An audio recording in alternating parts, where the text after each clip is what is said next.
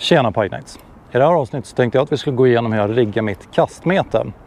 Kastmete har ju varit riktigt effektivt under mitt cityfiske och streetfiske och helt perfekt för att söka vart fisken står någonstans, ge mycket fisk och även undvika irriterande saker som bottennapp. Jag har kört med 2 stycken olika typer av flöten.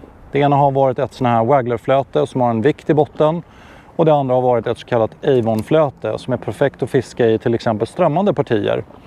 Det är gjort för till exempel åar, bäckar, strömmar och så vidare. Men för mitt streetfiske så har faktiskt Avon-flötet varit det jag har tyckt absolut bäst om att använda.